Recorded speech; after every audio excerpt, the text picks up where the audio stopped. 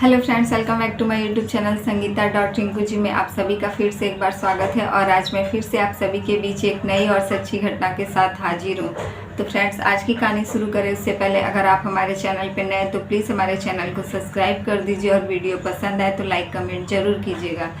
तो फ्रेंड्स, आज की कहानी शुरू होती है गुजरात के एक ऐसे शहर से जहाँ की एक लड़की अपने माता पिता के साथ रहती थी और वह लड़की की उम्र थी 17 साल। वह अपने माँ बाप की इकलौती लड़की रहती है और उसके घर में उसके मम्मी पापा के सिवा और कोई भी नहीं रहता है। तभी एक दिन अचानक कुछ यूँ होता है कि और उन लोगों के घर पे एक ऐसा हादसा हो जाता है जिससे वह लड़की एकदम अकेली पड़ जाती है और उसके माता पिता इस दुनिया में उसे अकेले छोड़कर चले जाते हैं। वह बेचारी पूरे उसके घर में मातम छा जाता है और उसके बड़े मम्मी पापा, उसके ताई और ताया जी आए रहते हैं और सभी रिश्तेदार आ जाते हैं क्योंकि एक ऐसी दुर्घटना हुई थी जिसमें उसके माता पिता दोनों की मृत्यु हो जाती है। वह बेचारी अकेली एक कोने में सहमी सी रो रही होती है और सभी लोग, आस पड़ोस के लोग कुछ यूँ बातें बनाते रहते हैं कि इस बेचारी का अब इस दुनिया में कोई भी नहीं रहा और यह अकेली अब कहाँ जाएगी और किस हालत में रहेगी। तभी उसके सर पर आकर अचानक हाथ फेरते हैं और कहते हैं कि उसके बड़े ताया जी की यह अकेली नहीं है, अभी इसके बड़े पापा इस दुनिया में हैं और यह आज से मेरी बेटी है और यह अब हमारे घर हमारे साथ रहेगी। उसके ताया जी की 2 लड़कियां और उसकी ताई जी रहती है जहां उसे उसके ताया जी अपने साथ लेकर चले जाते हैं। लेकिन उसकी ताई जी का रवैया उसके खिलाफ अच्छा नहीं था और वह उसे अपने घर में नहीं रखना चाहती थी। तभी कुछ दिन तक किसी तरीके से उसके ताया जी के कहने पे उसकी ताई जी मान जाती है और उसे रखती है, लेकिन अपने घर का पूरा काम जो है इसी लड़की से करवाती है क्योंकि उनकी 2 लड़कियों के मुकाबले यह काफ़ी खूबसूरत थी। तभी उनकी लड़कियों के लिए कोई रिश्ता भी आता तो वह लोग इसे ही पसंद करते थे। उसकी ताई जी ने उसे अपने घर में कमरा नहीं दिया था बल्कि स्टोर रूम खाली करके और उसे वहां रहने के लिए कहा था। यह बेचारी पूरे दिन का काम करके थक हार कर उसी स्टोर रूम में जाती और भूखे पेट ही सो जाती। यह सिलसिला कुछ दिनों तक चलता रहा। तभी एक दिन अचानक उसके सामने एक शख्स आता है जिसकी उम्र 24-25 साल की रहती है और वह वहाँ आते ही, उसका नाम अमित रहता है, वह वहाँ आते ही उसे खाना लेकर खिलाने लगता है। तभी यह कहती है कि आप कौन हो। तो दरअसल इसकी ताई जी का वह भाई रहता है जो इसकी ताई जी से उम्र में 20 साल छोटा रहता है। वह अमित आता है वहाँ पर और उसे खाना खिलाता है और उसके साथ बातचीत करता है, फिर वापस चला जाता है। उसके बाद हर रोज़ अमित उसे बाहर से खाना लाकर चोरी से खिलाता था और उससे बातचीत करके वापस चला जाता था। इन दोनों की दोस्ती काफ़ी अच्छी होती चली जा रही थी और यह मन ही मन अमित उसे पसंद करने लगा था और यह लड़की भी उसे पसंद करती थी। लेकिन एक दिन इसके लिए इसकी ताई जी एक रिश्ता लेकर आती हैं। यह बाहर जैसे ही जाती है उस लड़के को देखती है।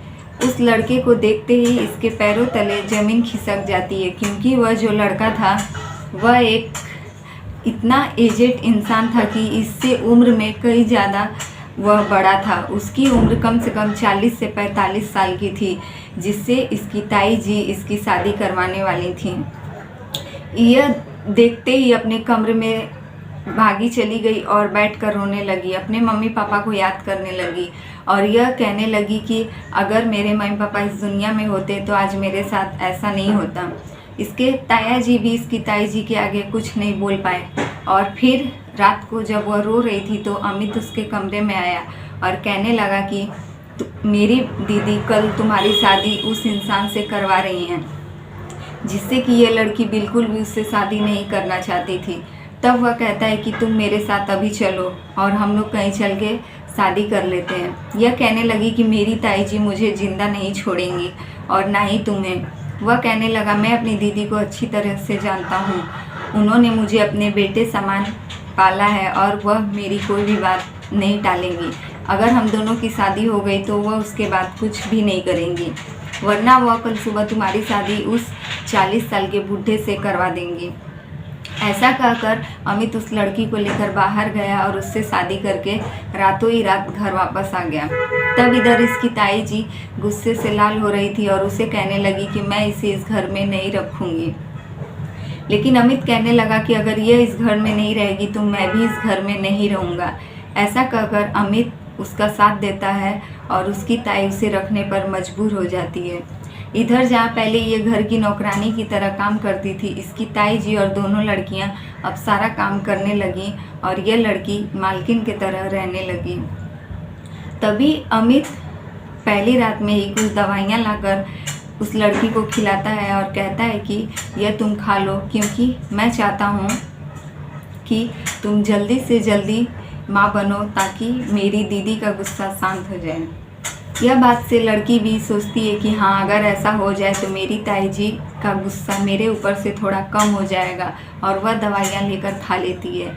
फिर दूसरे दिन सुबह ही उस घर में एक वकील आते हैं जो कि इस लड़की के पापा के काफ़ी नज़दीकी दोस्त रहते हैं। वह आकर कहते हैं कि तुम्हारे मम्मी पापा के जाने के बाद कुछ वसीयत है जो तुम्हारे नाम होने वाले थे, क्योंकि तुम अभी तक 18 साल की नहीं हुई थी और अब तुम्हारा 18 साल कंप्लीट हो चुका है, तो यह सारे जायदाद अब तुम्हारा हुआ, तुम जिसे चाहो उसे दे सकती हो।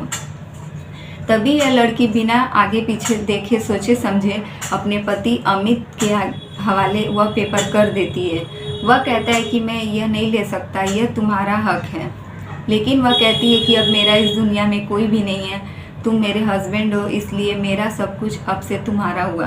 और यह लड़की अपनी पूरी ज़मीन जायदाद उस लड़के के नाम, अमित के नाम कर देती है। उसके दूसरे दिन से ही अमित का रवैया इस लड़की को लेकर, अपनी पत्नी को लेकर काफ़ी बदल जाता है। यह कहती है कि मेरा तबीयत ठीक नहीं लग रहा है और मुझे डॉक्टर के पास ले चलो। तभी वह कहता है कि तुम खुद जा सकती हो, मुझे बहुत काम है। 1-2 दिन ऐसे ही होता है। यह अमित की बदले रवैये से काफ़ी परेशान रहती है और इधर इसका तबीयत भी काफ़ी ख़राब होने लगता है।